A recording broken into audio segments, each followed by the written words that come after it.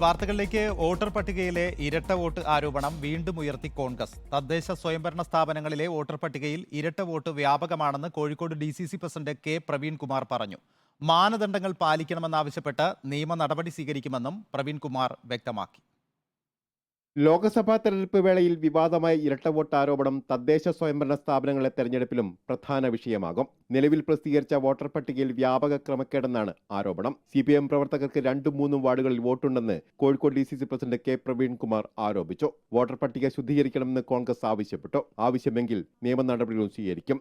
Local body തെരഞ്ഞെടുപ്പിലെ voter പട്ടിക ഇറങ്ങിയിരിക്കുന്നു. ഇപ്പോൾ ചേർക്കാനുള്ള അവസരമാണ്. കഴിഞ്ഞ ലോക്സഭാ തെരഞ്ഞെടുപ്പ് കാലത്ത് ഞങ്ങൾ പറഞ്ഞിരുന്നു. അത് പിന്നീട് നമ്മൾ കണ്ടു. അതിൽ കൃത്രിമമാണ് പോളിംഗ് കുറഞ്ഞതെന്ന് ഞങ്ങൾ പറഞ്ഞിരുന്നു.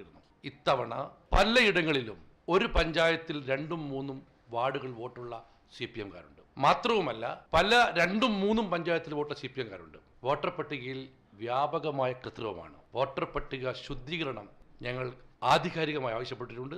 അതിന്റെ നിയമപരവും രാഷ്ട്രീയ പോരാട്ടത്തിൽ മുന്നോട്ട് പോവുകയാണ്. വാർഡ് വിഭജനത്തെ എതിർക്കില്ലെങ്കിലും മാനദണ്ഡം പാലിക്കണം. ഭൂമിശാസ്ത്രപരമായ അതിരുകൾ കണക്കാക്കി വേണം പുനർവിഭജനം. CPM-ന്റെ നിർദ്ദേശപ്രകാരം വാർഡുകൾ വിഭജിച്ചാൽ അംഗീകരിക്കില്ലെന്നും തെരഞ്ഞെടുപ്പ് ഓഫീസർക്ക് മുന്നറിയിപ്പ് നൽകിയിട്ടുണ്ട്. റിപ്പോർട്ടർ, കോഴിക്കോട്.